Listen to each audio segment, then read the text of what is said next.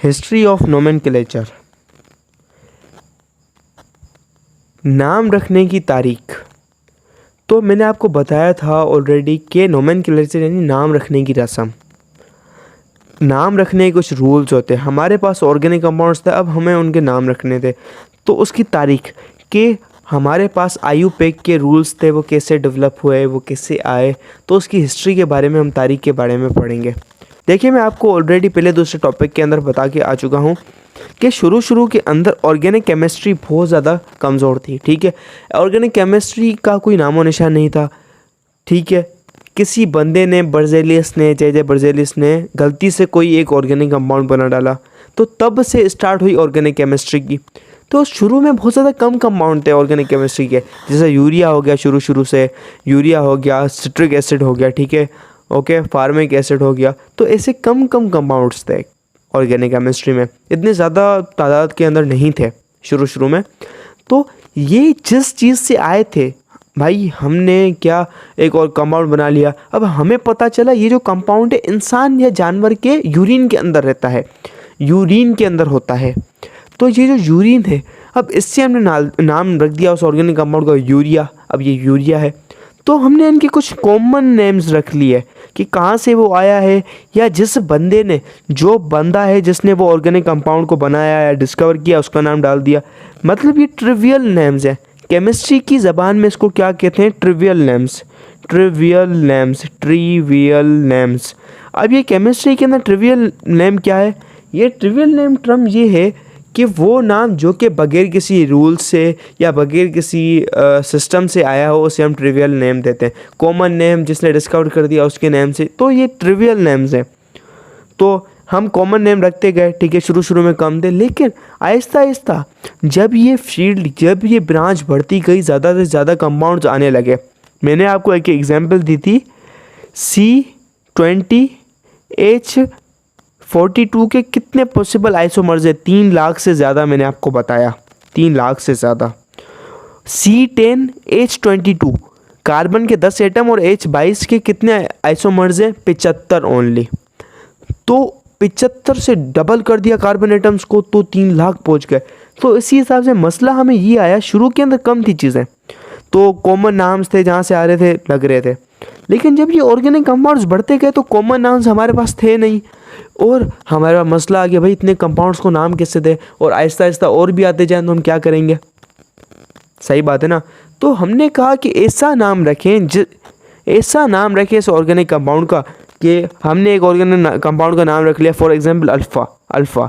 अब अल्फ़ा हम ऐसा नाम रखें, अल्फ़ा रख दिया, तो ये जो नाम है, जहाँ पर भी हम इस नाम को देखें तो हमें पता चल जाए इसके अंदर कितने कार्बन एटम्स हैं, क्या स्ट्रक्चर है इसका, कि भाई ये कैसा दिखता है, इसकी बॉन्डिंग कैसी है, डबल बॉन्डेड है, ट्रिपल बॉन्डेड है, हमें इसका स्ट्रक्चर पता चल जाए, इसकी प्रॉपर्टीज़ पता चल जाए, और एक यानी पूरी उसकी जन्म कुंडली हमें पता चल जाए उसके नाम से, कि वो क्या है, कितने हाइड्रोजन है, क्या चीज़ है।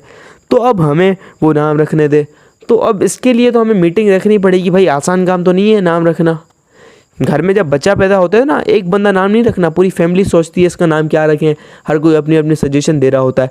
तो इसी हिसाब से केमिस्ट्री के अंदर भी लोग जो केमिस्ट थे वो भी ऐसे नाम रखने की रस्म में शामिल हुए, और मीटिंग करते गए, कॉन्फ्रेंसेस करते गए, ठीक है। तो वहाँ पर डिसीजन होते गए कि भाई हम क्या करें। तो सबसे पहली जो कॉन्फ्रेंस थी वो हुई थी 1860 के अंदर। उसके बाद जो की थी 1892 में, 1892 के अंदर, जिसका जिक्र हमारी बुक के भी अंदर है। तो बुक के अल्फाजों को थोड़ा हम नोट करते चलें। Every organic compound found on earth possess a distinct structural feature. जो भी ऑर्गेनिक कंपाउंड अर्थ पर पाया जाता है, ज़मीन पर, ठीक है, तो उसके पास एक स्पेसिफिक डिस्टिंक्ट यानी दूसरों से अलग स्ट्रक्चरल फीचर है, स्ट्रक्चर उसका अलग है। During the earth stage of organic chemistry. देखिए, जो अर्थ स्टेज वर्ड यूज़ किया गया है, मैंने इसको इंटरनेट पर भी देखा, ChatGPT से भी पूछा, बाकी चीज़ों को भी देखा, अर्थ स्टेज की मीनिंग क्या है। अच्छी जो डिक्शनरीज थी ऑनलाइन, तो होता तो मुझे दिखता वेबसाइट पर, तो अर्थ स्टेज की मुझे कहीं पर भी मीनिंग नहीं मिली।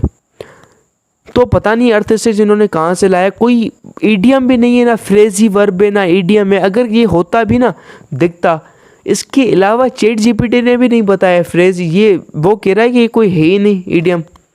तो मेरे ख्याल से जहाँ तक मुझे लगता है ये कोई ईडियम नहीं है, इन्होंने कोई मिस्टेक कर दी होगी।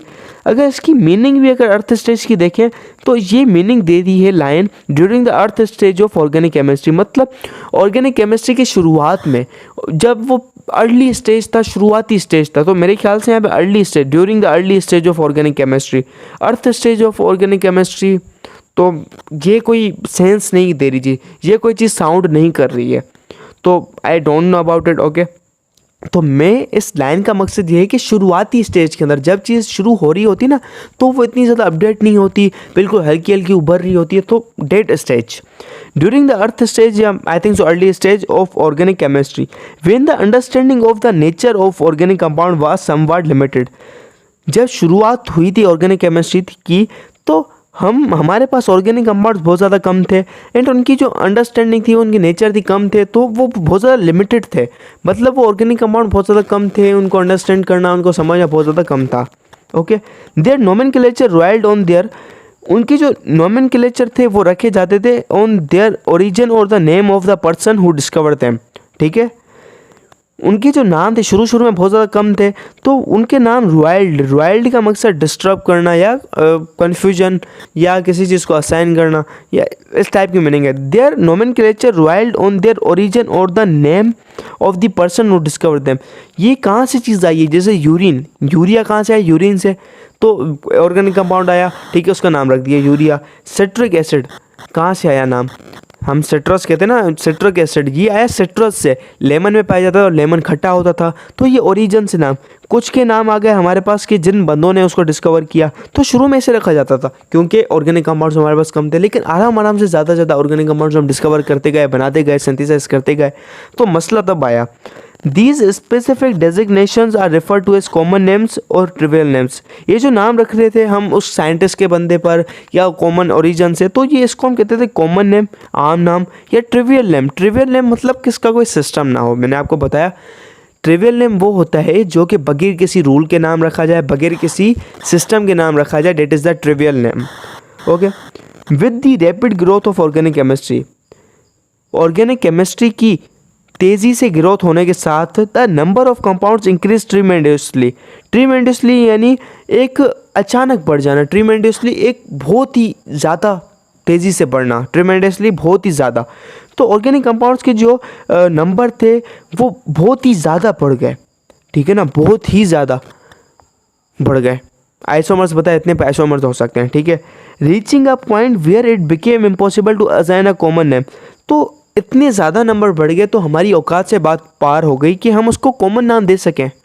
भाई 10-15 लाख, आप 10 लाख 15 लाख ऑर्गेनिक कंपाउंड्स को कॉमन नाम कहाँ से देंगे भाई, मजाक किया। और दूसरी बात, कॉमन नाम दे भी दिए तो आपको पता कैसे चलेगा कॉमन नाम से इसका स्ट्रक्चर क्या है, कोई नया बंदा तो उलझ जाएगा, लेकिन किसी को ये रूल्स हैं, 10-15 रूल्स की लाइन है, 20-25 लाइन से जिस बंदे ने उस रूल्स को पढ़ लिया, उस लाइनों को पढ़ लिया, तो वो किसी भी अननोन को भी देखेगा ना, उसको पहचान जाएगा, ठीक है, उसके नाम से।